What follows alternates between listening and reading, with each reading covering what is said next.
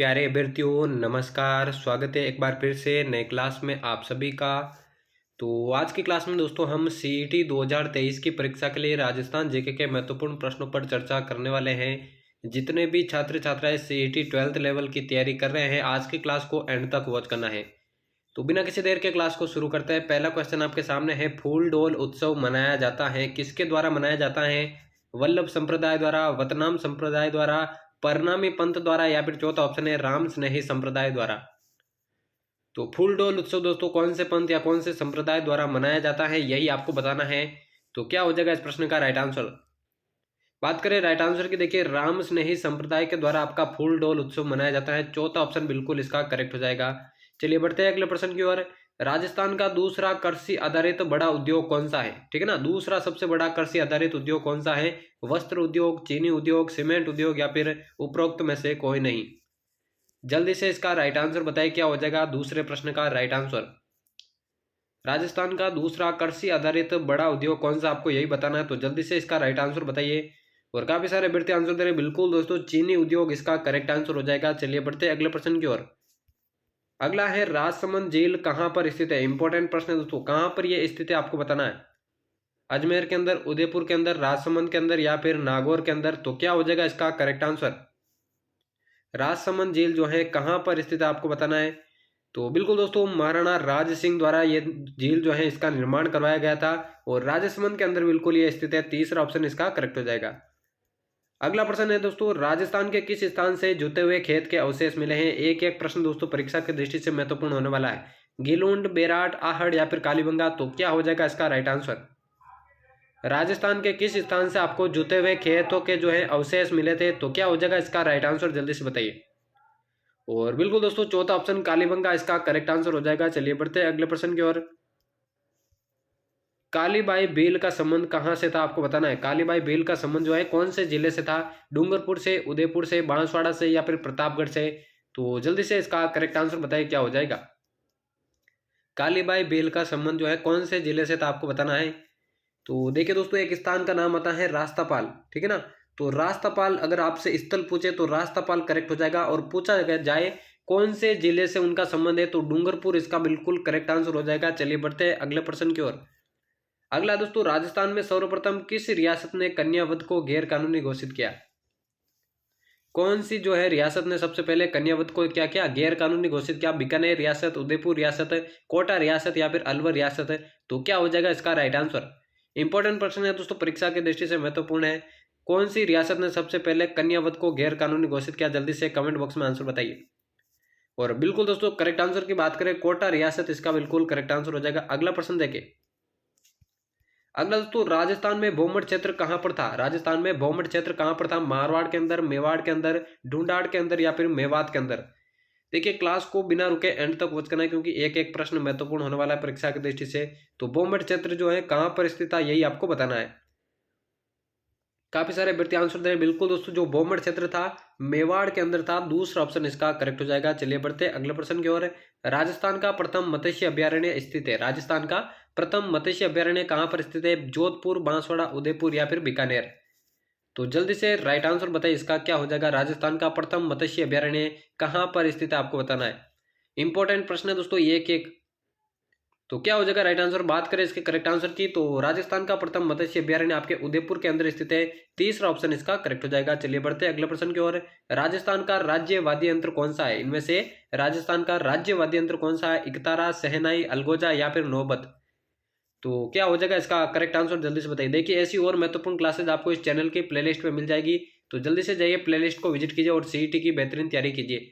तो इकतारा, शहनाई, अलगोजा, नौबत किसे जो है राजस्थान का राज्य वाद्य यंत्र कहा जाता है? तो अलगोजा इसका बिल्कुल करेक्ट आंसर हो जाएगा। चलिए बढ़ते हैं अगले प्रश्न की ओर। अगला है, बैलून महोत्सव कहां पर आयोजित होता है? इंपॉर्टेंट प्रश्न दोस्तों, बैलून महोत्सव कहां पर आयोजित होता है? जयपुर के अंदर, बीकानेर के अंदर, बाड़मेर के अंदर, या फिर जैसलमेर के अंदर? तो राइट आंसर इसका बताइए क्या हो जाएगा। बैलून महोत्सव कहां पर आयोजित होता है? इंपॉर्टेंट प्रश्न है परीक्षा की दृष्टि से।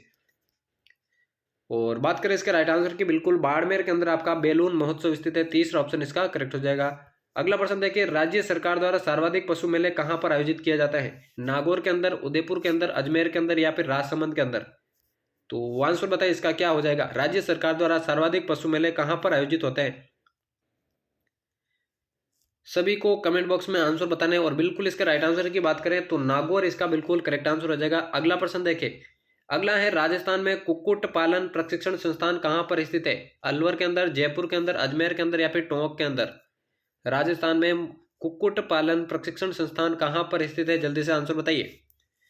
और चैनल को सब्सक्राइब नहीं किया तो वो भी कर देना, क्योंकि इसी तरह की क्लासेस डेली आपको देखने को मिलती हैं।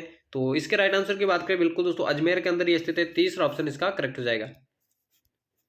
अगला प्रश्न देखिए, जयपुर नगर की स्थापना की जानकारी किस ग्रंथ से मिलती है? जयपुर नगर की स्थापना की जानकारी कौन से ग्रंथ से मिलती है? सूरज प्रकाश, कुमार डासो, बुद्धि विलास या फिर कोई नहीं? तो क्या हो जाएगा इसका करेक्ट आंसर?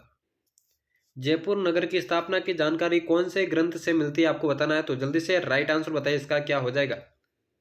और काफी सारे अभ्यर्थी आंसर दे रहे बिल्कुल दोस्तों बुद्धि विलास इसका करेक्ट आंसर हो जाएगा। चलिए बढ़ते अगले प्रश्न की ओर। देखिए क्लास को एंड तक वॉच करना और एंड में आपको बताना यहाँ से कितने प्रश्न आपके सही होते हैं। अगला प्रश्न है, बिजोलिया कृषक आंदोलन प्रारंभ हुआ था 1906 से, 1887 से, 1890 से या फिर 1897 से? तो क्या हो जाएगा इसका करेक्ट आंसर? तो देखिए दोस्तों बिजोलिया किसान आंदोलन सबसे लंबा किसान आंदोलन माना जाता है और इसकी शुरुआत के बारे में बात करूं 1897 से इसकी शुरुआत हुई थी, ठीक है ना। 44 वर्षों तक यह चला था। तो चौथा ऑप्शन इसका बिल्कुल करेक्ट हो जाएगा। चलिए बढ़ते हैं अगले प्रश्न की ओर। वह स्थान जो अपने मृदा शिल्प के लिए विख्यात है, ठीक है ना, कौन सा स्थान अपने मृदा शिल्प के लिए विख्यात है? कैथून, मोलेला, सांगानेर या फिर कुचामन? तो राइट आंसर इसका जल्दी से बताइए। जल्दी से इसका करेक्ट आंसर बताइए दोस्तों, कौन सा स्थान अपने मृदा शिल्प के लिए विख्यात है? इंपॉर्टेंट प्रश्न है, परीक्षा की दृष्टि से बहुत बार पूछा गया प्रश्न है। तो देखिए दोस्तों नाथ द्वारा के पास, राजसमंद के अंदर नाथ द्वारा के पास एक गांव है मोलेला गांव, जो कि दोस्तों टेराकोटा कला के लिए, ठीक है ना, टेराकोटा कला के लिए, जिसे मृदा शिल्प भी कहा जाता है, मिट्टी की मूर्तियां बनाने का जो कारखाना है मोलेला गांव के अंदर स्थित है। तो दूसरा ऑप्शन इसका बिल्कुल करेक्ट हो जाएगा। अगला प्रश्न देखिए, क्षेत्रफल की दृष्टि से प्रथम स्थान किस बोली का है? यानी कि कौन सी बोली क्षेत्रफल की दृष्टि से प्रथम स्थान पर है? हाड़ौती, मेवाती, मारवाड़ी या फिर मेवाड़ी? तो क्या हो जाएगा इसका करेक्ट आंसर? जल्दी से बताइए, क्षेत्रफल की दृष्टि से प्रथम स्थान कौन सी बोली का है? तो काफी सारे अभ्यर्थी आंसर दे रहे हैं बिल्कुल दोस्तों मारवाड़ी इसका बिल्कुल करेक्ट आंसर हो जाएगा, जो कि क्षेत्रफल की दृष्टि से प्रथम स्थान की बोली कहलाते हैं। चलिए बढ़ते हैं अगले प्रश्न की ओर। अगला प्रश्न देखिए दोस्तों, किसकी स्मृति में तिलवाड़ा पशु मेला आयोजित होता है? कौन से लोक देवता की स्मृति में तिलवाड़ा पशु मेला आयोजित होता है? रामदेव जी, तेजा जी, गोगा जी या फिर मल्लीनाथ जी? ऐसे प्रश्न है दोस्तों जो कि हर बार किसी न किसी कंपटीशन एग्जाम में रिपीट होते हैं। तो आने वाले एग्जाम्स के लिए भी ये प्रश्न महत्वपूर्ण है और ऐसी क्लासेस आपको डेली चैनल पर देखने को मिलेगी। तो सब्सक्राइब कर देना चैनल को। तो कौन सा इसका करेक्ट आंसर हो जाएगा? तिलवाड़ा पशु मेला किसकी स्मृति में आयोजित होता है? राइट आंसर की बात करें तो मल्लीनाथ जी इसका बिल्कुल करेक्ट आंसर हो जाएगा, जो कि बाड़मेर के अंदर, ठीक है ना। तिलवाड़ा कहां पर है? बाड़मेर के अंदर है। तो यही इसका करेक्ट आंसर हो जाएगा। चलिए बढ़ते अगले प्रश्न की ओर। बीकानेर राठौड़ारी ख्यात के लेखक कौन थे? बीकानेर राठौड़ारी ख्यात के लेखक कौन थे? सूर्यमल मिश्रण, श्यामल दास, दयाल दास या फिर नैणसी? तो जल्दी से इसका राइट आंसर बताइए, क्या हो जाएगा इसका करेक्ट आंसर? जल्दी से बताइए, बीकानेर राठौड़ारी ख्यात के लेखक कौन थे? सभी को क्लास को एंड तक वॉच करना है। और बात करें इसके राइट आंसर की तो दयाल दास की जो है इसके लेखक है। तीसरा ऑप्शन इसका करेक्ट हो जाएगा। चलिए बढ़ते हैं अगले प्रश्न की ओर। आकोला ग्राम किस नदी के पास स्थित है? आकोला ग्राम कौन सी नदी के पास स्थित है? बाणगंगा, गंभीरी, बेड़च या फिर औरई नदी? एक एक प्रश्न दोस्तों परीक्षा की दृष्टि से महत्वपूर्ण है, ठीक है ना। तो आकोला ग्राम कौन सी नदी के पास स्थित आपको बताना है, जल्दी से आंसर बताइए।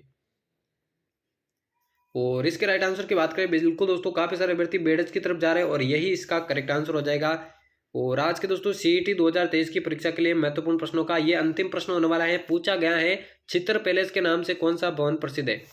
अजीत भवन, आमेर महल, उम्मेद भवन या फिर जसवंत थड़ा? तो क्या हो जाएगा इसका करेक्ट आंसर? जल्दी से बताइए, चित्र पैलेस के नाम से कौन सा भवन प्रसिद्ध है? इंपॉर्टेंट प्रश्न है दोस्तों परीक्षा की दृष्टि से। तो क्या हो जाएगा इसका राइट आंसर?